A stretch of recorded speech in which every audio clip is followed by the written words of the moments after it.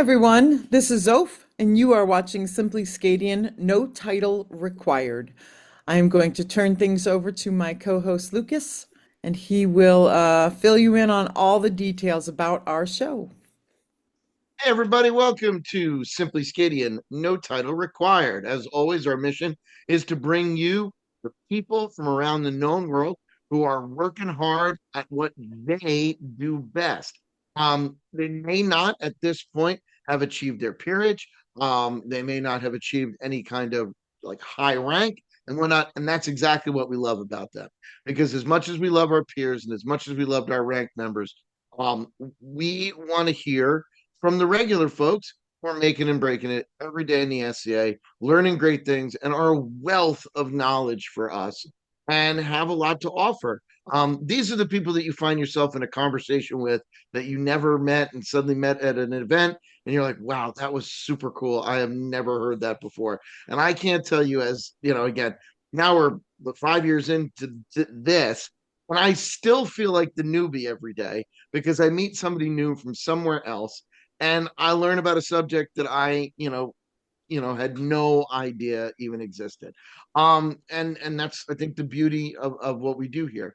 I would love to know more things, but the only way that I'm going to learn any new things is if you recommend people to us. All right, so you got to reach out to us, hit that Facebook page up, go to that form, fill it out, let us know that person you had that awesome conversation with.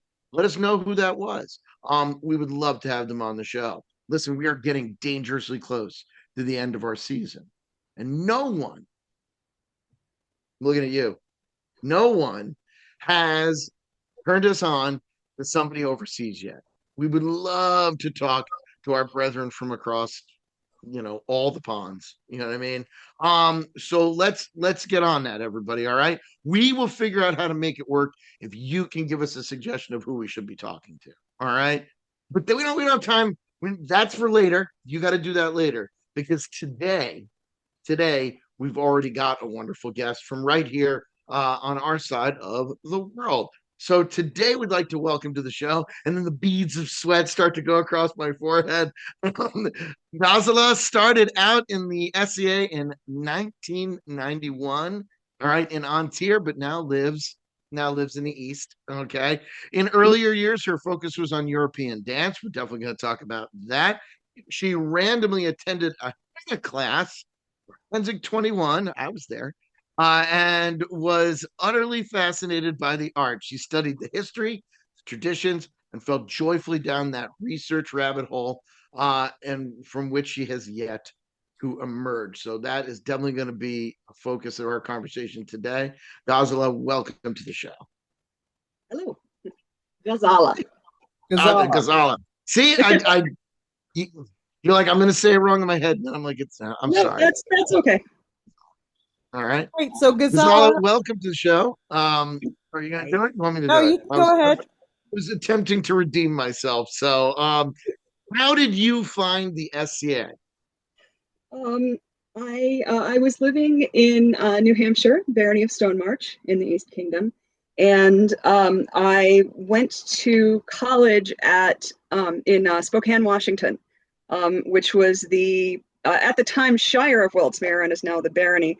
But I didn't know that. I went to the dining hall one day, and there was a woman with long hair sitting way on the end of the hall, at the end of a table. There's no one sitting next to her, very deep in a thick book.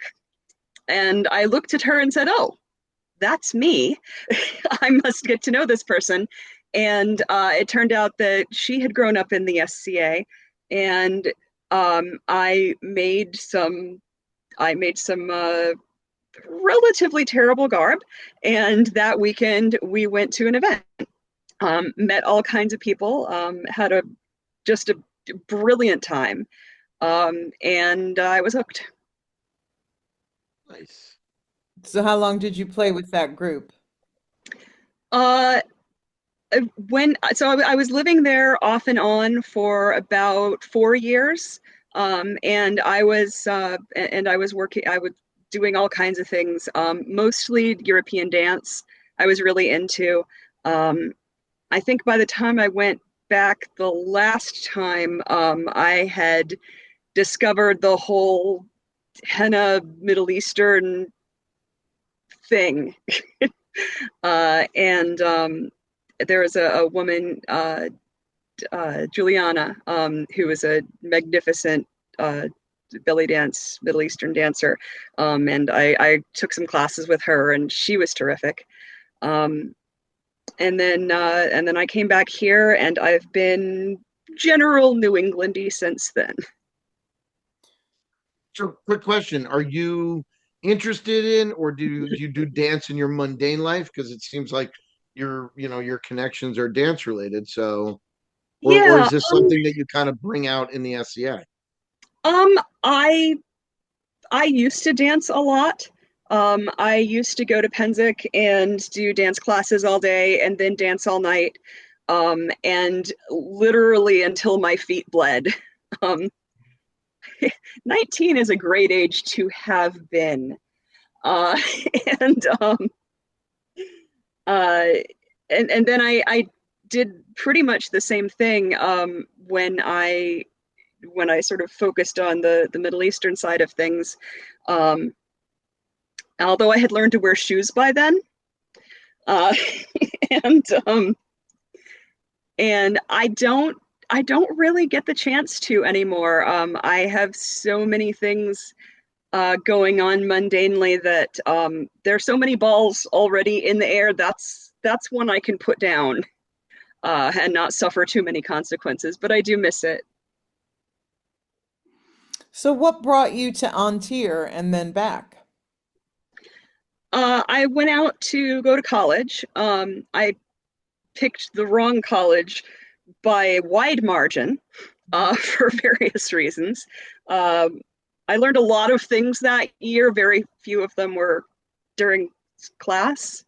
Uh, and then I came back. I came back home for the summer, and then I went out to try and live, and then I didn't quite make it, and then I came back to with my parents for the summer, and then I went out for radio school, and I did radio school for about 9 months, and graduated and tried to find a job and was unsuccessful, and I came back here because my parents were willing to feed me. Yeah, making a living as a DJ is pretty impossible, and it's worse Um, now. it was it was definitely possible. It's just I think I didn't put eggs in enough baskets, so I just wasn't able to find something that I really wanted to do. And I may have been a little bit too picky, but it all worked out in the end, so it's Good. okay. And now you're back in the East. Yes. So what got you into European dance at first? I don't remember. I think that's where all the pretty people were. I have I love like really fancy late period garb. Um, and I think I have enjoyed I as I have learned more about different periods, I have learned to enjoy like really good simple garb, like you walked out of a book of hours kinds of stuff, and that I really like that, but I still love the Elizabethan and Tudor um and the super fancy stuff like that. So yeah, I think I was probably just garb watching and got sucked in. But I ended up being dance mistress for a couple of baronies, or both of the baronies that I lived in for a little while. And then I kind of switched over. I actually taught um, medieval dance at a local college as an adult ed course once. That was a lot of fun. I was honestly not expecting people to sign up for it, and we had a waiting list because it was really popular, which is That's so great. cool. Yeah. Yeah. So, did you start out with a different persona, or had you not really kind of zeroed in on that yet until after your henna Um, experience? I I was originally I had decided I was going to be, for some reason, from the west coast of Wales, and there is one. There's a bay that has a west coast, but I thought that was clever at the time. I think the first time that I ever really wanted to do a specific persona, I was doing Italian Renaissance to go with the dancing, and I loved that time and place, and I still do, and I may eventually go back to that. It looks a little weird to have somebody wearing all the fancy, puffed sleeves and everything, trying to draw on people. And mostly I'm trying to draw on people, so I don't want my sleeves to get in the way. So it's something that I love, but I'm not sure if I can make it work. Right. So what was it about henna? Can you tell us about your henna experience that changed your SCA life? Uh, I I honestly don't remember the first time I encountered it. Um, I know there was like one other person. There's a lady whose name was Zimra, who is from somewhere in the middle of the country, who had started doing henna a little before I did, and she was also a dancer. So I started watching her. When I started the whole Middle Eastern thing, I decided I wanted to have a different persona, and I decided I hadn't seen anybody who was doing any kind of North African or Middle Eastern persona at all. So I did my research, which is to say that I talked to a garb laurel. Um, as I found out later, laurels are very specific. So there is no there the garb laurel who knows about this who knows everything about this specific thing knows nothing about this guy over here. Um, but she gave it her best shot, and so I ended up in sort of 1800 stuff, which is it was fine. Um, and I once I showed up in this clothing that had some relationship um, to what they were into. All of a sudden, all the people who had actual Middle Eastern personas came out of the woodwork, and they were just pretty much universally accepting and welcoming. And I've just met some really amazing people through that. Um, yeah, as it turns out, it's the reason that I didn't know that they were there was because they pretty much look like everybody else, which was a surprise to me at the time. Um, so yeah, so I met a lot of people. I started seeing people wearing it, and I decided I wanted to have a Moroccan persona because I saw a lot of Moroccan style henna, and okay, so I started doing research. Is okay, what did Moroccan henna look like? What's the earliest I can find? And as it happens, the earliest I can find is from like the 1800s, early 1800s. There just doesn't seem to be any information before that. Um, and I said, okay, if I can't find any information there, where did it actually come from? And that's been my rabbit hole. I originally started with this Moroccan persona, and I tried to do there is more information now than there was 25 years ago. But at the time it was very sparse. So I've sort of drifted around between between Moroccan and Turkish and Persian, which we do have a lot of information on. And as it turns out, a lot of the art that has henna in it is Persian. So I've tried that for a while, and then I ended up doing sort of a Mughal kind of thing, and finally I've just sort of given up um, a specific persona. I'm just that person that does henna. I'm trying to go back to North Africa now. I've been looking into doing a Phoenician or a Carthaginian persona, and there's starting to be a lot of really good information on that. So I'm really excited to see where that takes me. You So said, what are wait a minute, wait a minute. So you said a word, Mughal. What's a Mughal.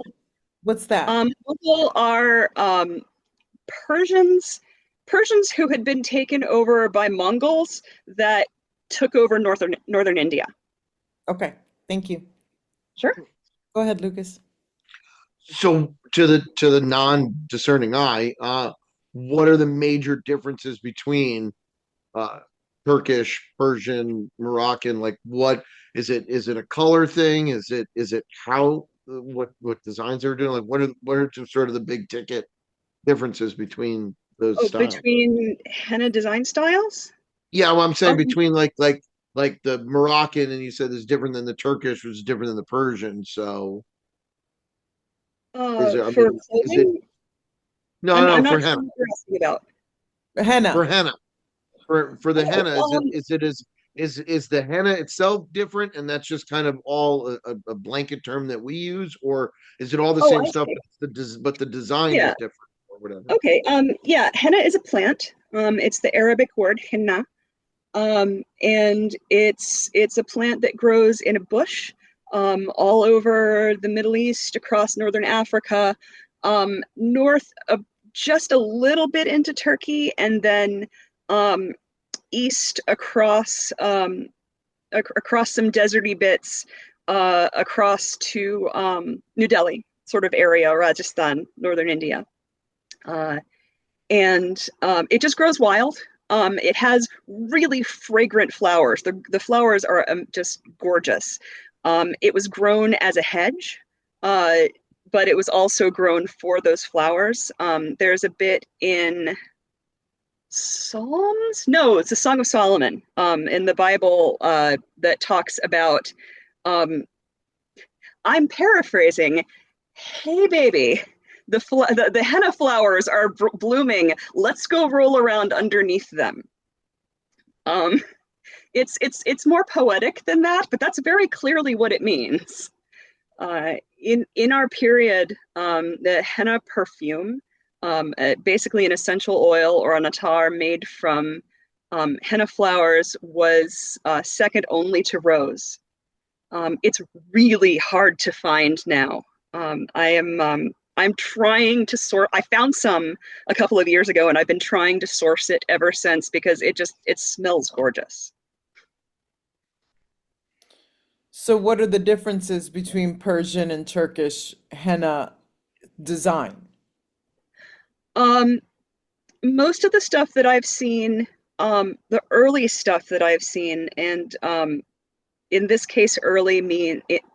Okay, so there's in the like 1000 ish time period, there are a couple of paintings that have somebody wearing various kinds of designs that are super fancy, but don't look like anything else they don't look like each other. So I don't know if that's henna.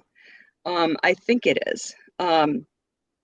Uh, but as you go later, in the 1200s, you get a lot of Persian stuff, which is like a dot, like a big old round, like not like somebody drew a circle, but like somebody took a wad of henna and went spunk, and that's your design. Um, you'll get dips, which is like if somebody took a bowl of henna and it's a paste, kind of like a toothpaste consistency, and you would just dip your fingers into to the first knuckle, and then I'm assuming you walk around like a T-Rex. I mean, they hadn't invented T-Rexes yet, so they would walk around like a lion or something. I don't know. But you have goo on your fingers and you can't touch them or anything else. So you're kind of like this anyway.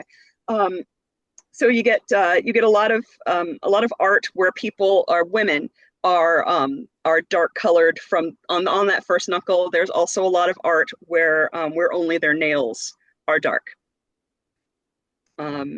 When you get into like the 1500s, there's when you start to see a lot of differentiation.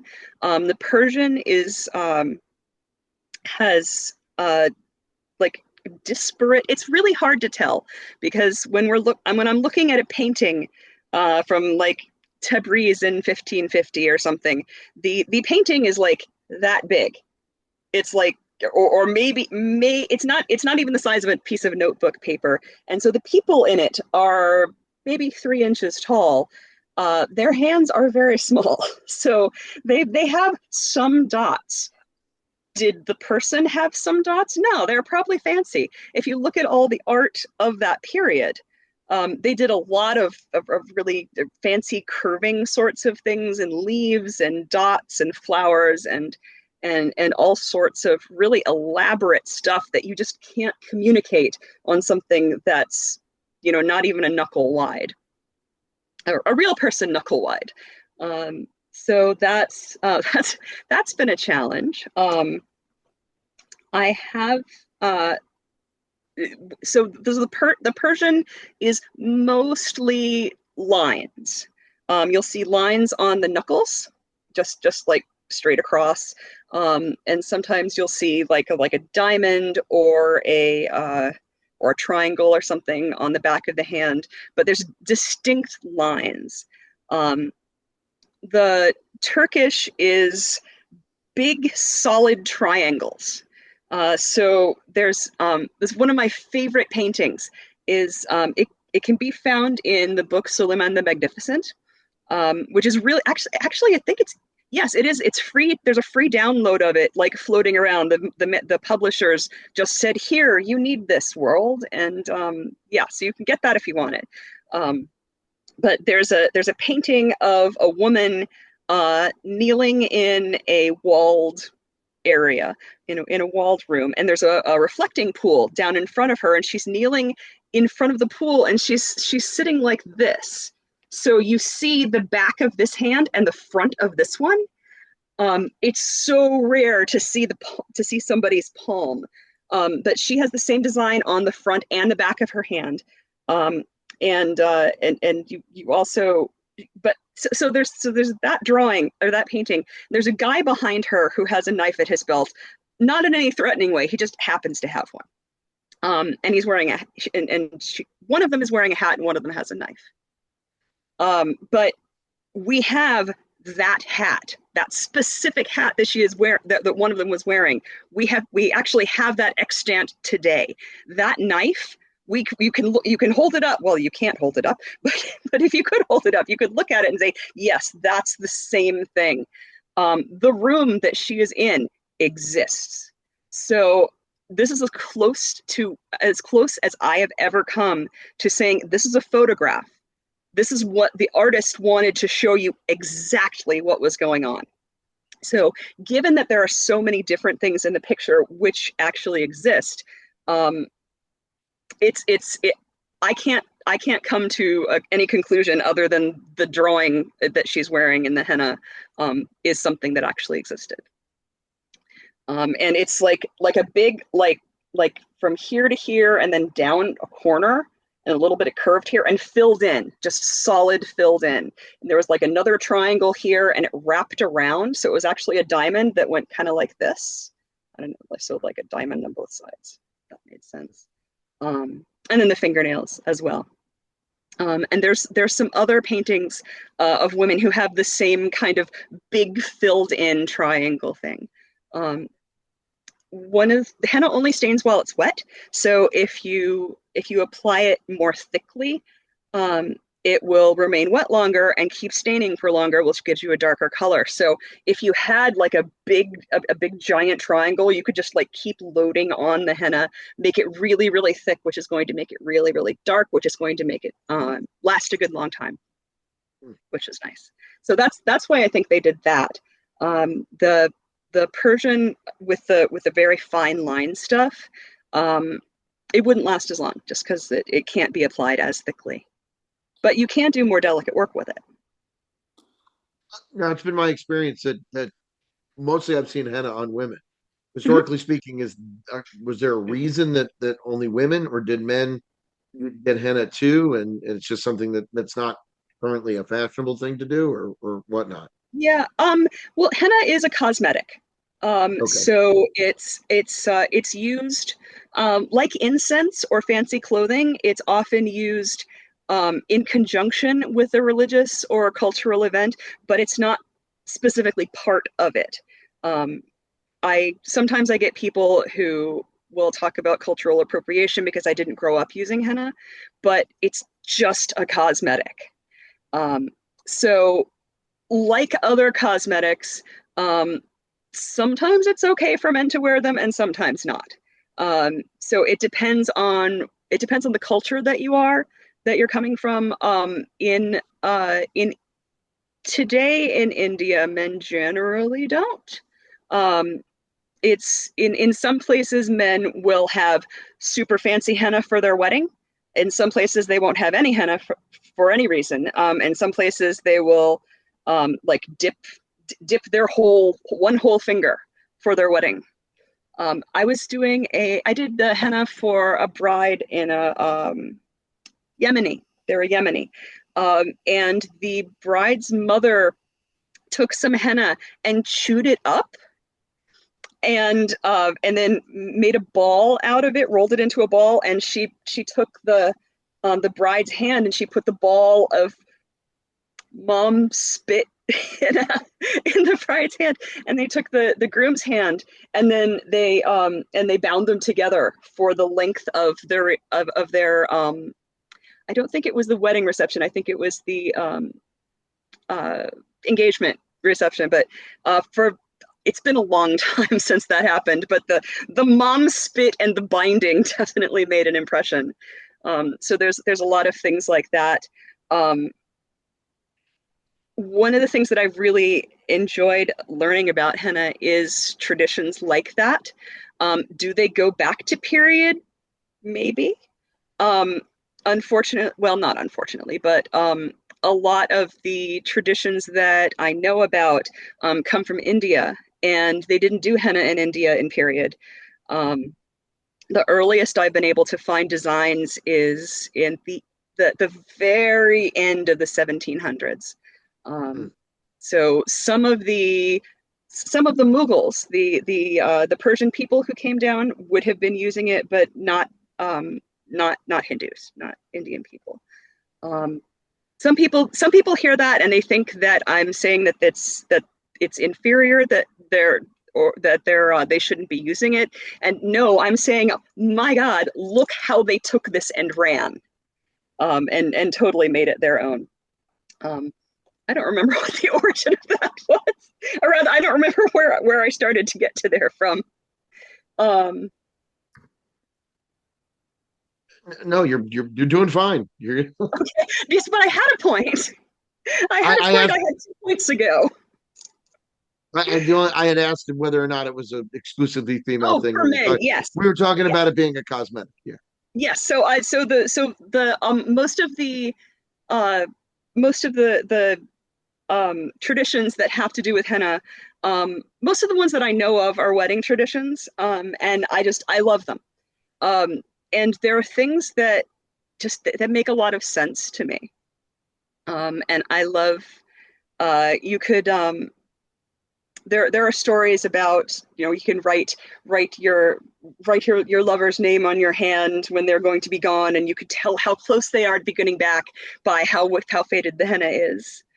In a lot of places, especially in Turkey, but in a lot of places, the bride is moving in with her groom's family, and to show her how much they love her and how welcome she is, she's not allowed to do any housework until the henna has completely gone away.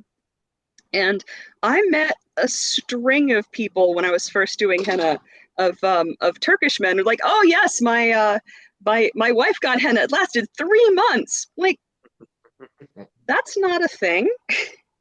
Like, no, I was there. I saw it. Like, but it can't.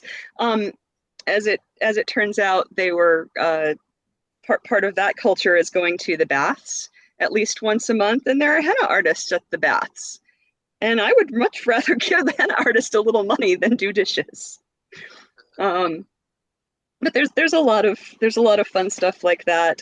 There's, depending on where you are, if you are a bride, the either the darkness or the redness or the longer the henna lasts can mean either how pious you are, or how much you love your husband, or how much your husband loves you, or how much your mother loves you, or how much your mother-in-law welcomes you into the family. There's all kinds of things, and it's the same concept that's different wherever you go. So to answer your question, men wearing henna, usually not, but there are definitely exceptions, and there are both traditional exceptions, and today it's a lot more open than it used to be. So when I've seen henna many times, but it's always curly, like flowers, like almost mandalas. Is that a Mhm. more modern Yes. pattern? So they're not actually doing period patterns on people. No. One of my favorite things about going to events, well, one of the sad things about the SCA and henna is I learned henna in the SCA. I got my passion for henna in the SCA. And now this is my day job. So, but all of the events, not all of the events, but a lot of the events that I do happen on weekends. So the SCA gave me my day job, which effectively took away the SCA. So I'm really I'm there online.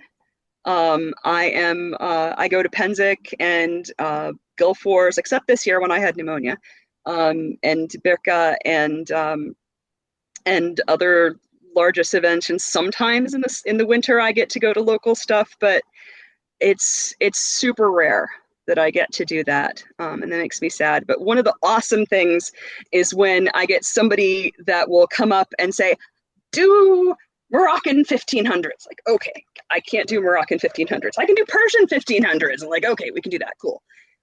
Or I want something that suits my persona, or I want something that is, very specific.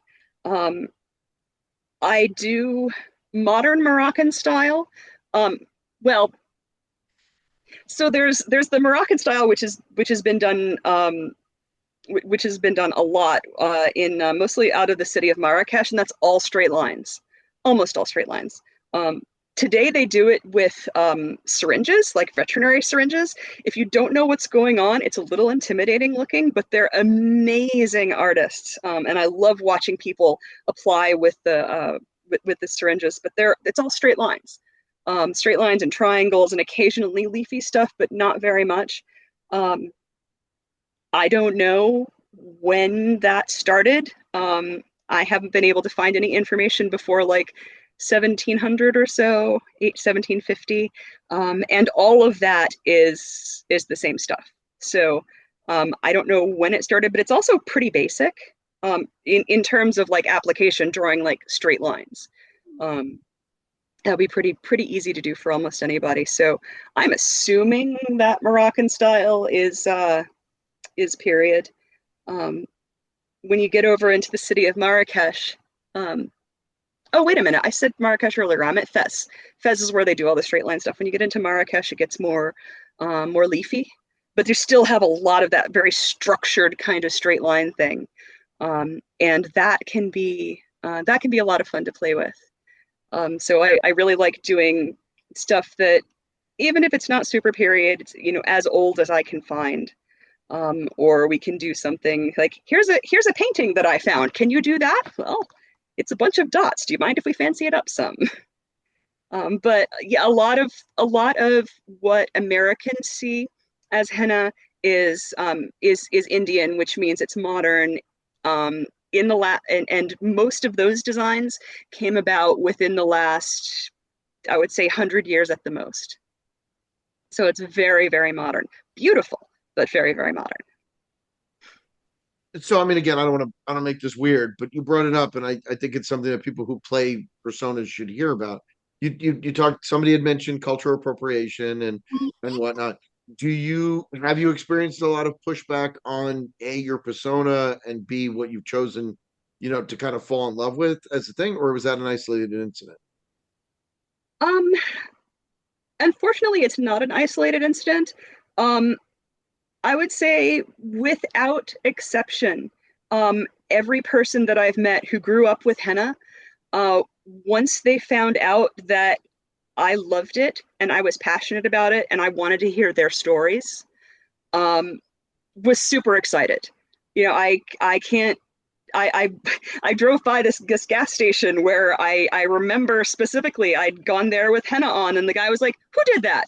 Did you go to a wedding?" Like, no, I do it. It's like, oh, and he got reached under his cash register and got out his wedding album. And he showed me his wedding album from like 40 years ago. And he was like going through, and this is the picture, and this is how we did. And it was amazing. Um, I have had I've had people being suspicious, not suspicious, but concerned. Um, I was doing henna at a cultural event, and there were some people who had from India who had a setup, and the grandmother matriarch type was sitting. They were sitting like down a hallway, not a hallway, but down a corridor for me, where I could see everybody, and I could see what was going on. And a couple of people, a couple of the like little girls were talking to her, and she looked up at me and no. And then a couple more came over, and she looked at me, and she like considered, and then she started sending people over to look at what I was doing and to look at my books and my designs. And after she had sent like two or three people over, she came over herself, and she held out her hand, and I showed it, and she like pointed at my hand, and I showed her my hand, and then she flipped it over, and then she did this sort of nod, like, you have my approval. And she turned around and walked away. And then the entire family came over and got henna from me. But we had to get approval from grandma first, Nice. which I felt when I got her approval, I was so honored. um, yeah, I think just being being honest about your appreciation and curious um, about their experience is the key to doing anything respectfully. Um, I can see I get the only people that have really been that have really had issues are people that don't know anything about henna. I get I live in an area where people are um, very conscious of all sorts of just being respectful, but like they take that a little too far. Um, and so I get a lot of people that don't know anything about henna uh, who tell me that I shouldn't be doing it. And I like that is historically incorrect. Historically, every time a culture that does henna comes into a culture that doesn't, the culture, regardless of whether they're just happen to be neighbors or they're setting out a colony or they're invading and taking somebody over, eventually the second culture starts doing it. Um, but it's also led to things like I was at a park and doing henna in my tent, and this Moroccan family came over, and the woman, the matriarch type woman, was wearing this really traditional dress, and they looked at what I was doing for a bit, and then they got to one of the pages in my design book that had some Moroccan designs, and like, and the son came over, and the son was like in his 40s. So he said, "Did you do henna?" Yes. Oh, we do henna in my country. Oh, great. Where are you from? And oh, we're from Morocco. Oh, where in Morocco? Oh, we're from Fez. Ah, would you do some henna for my mother? Like, can I please do henna for your mother?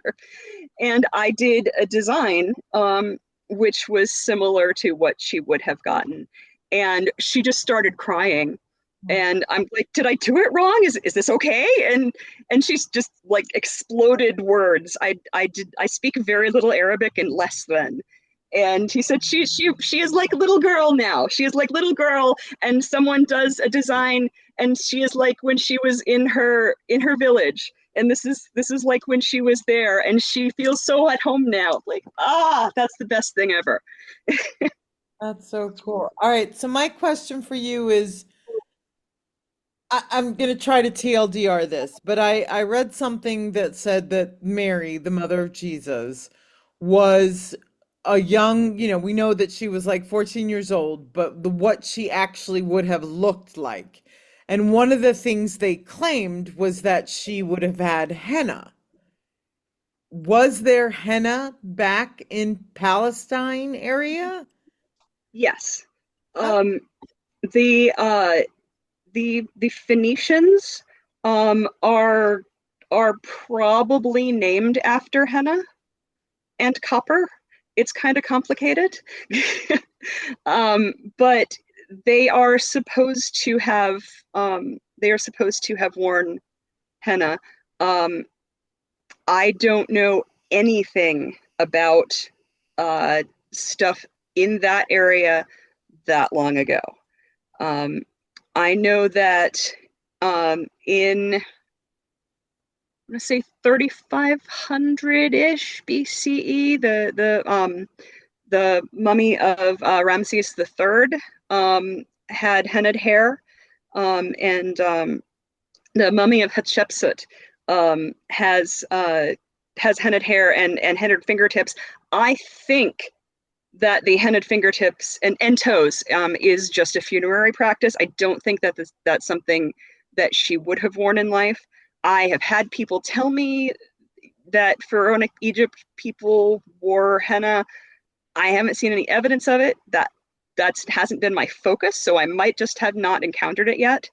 Um, there is henna in one of the Canaanite stories.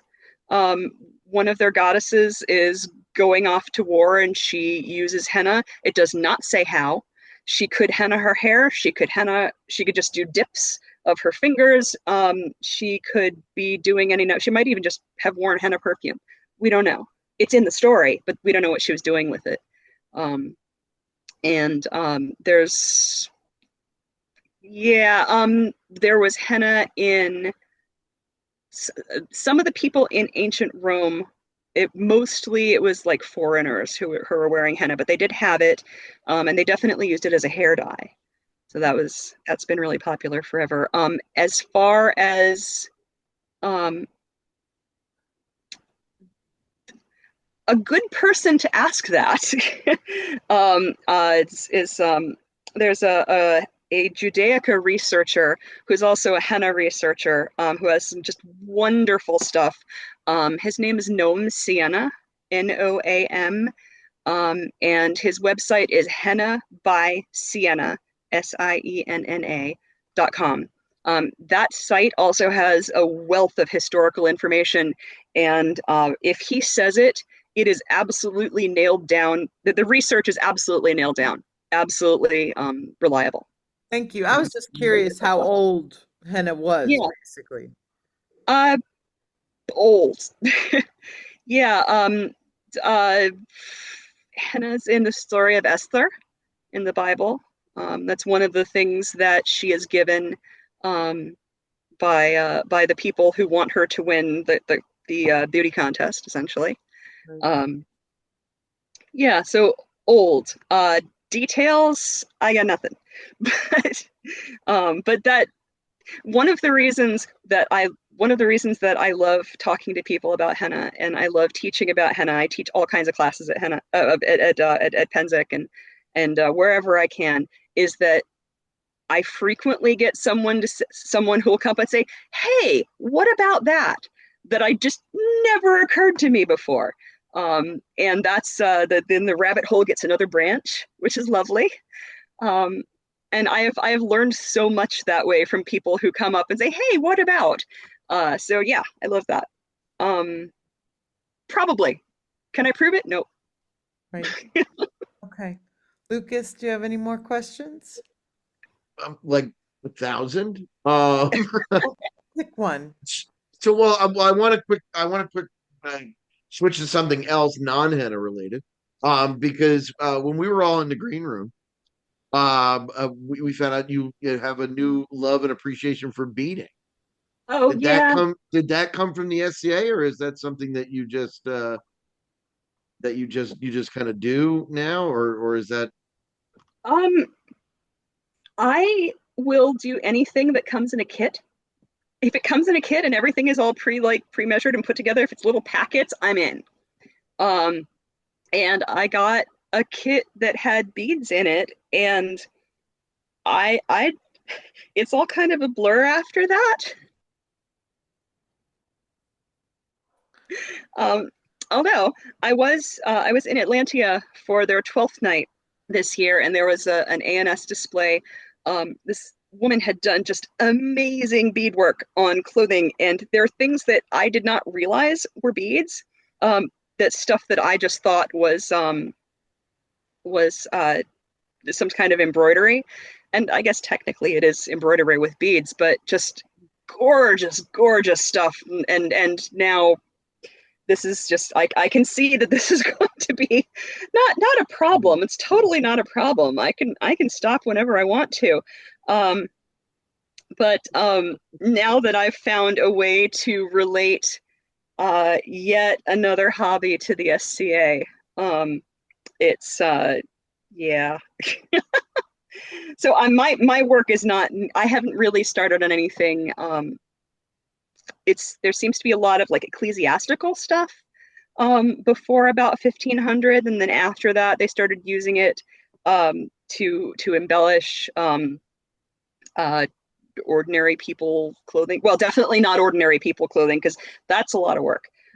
But non clergy people, um, and and actually that in and of itself, how it switched from one thing to the other, like that's something I really want to know more about. So I gotta go chase that down. That's More cool. rabbit holes. More rabbit Yeah. holes. All Yeah, right. yeah, pretty much. All right, it's time for our final question. What can the SCA do better?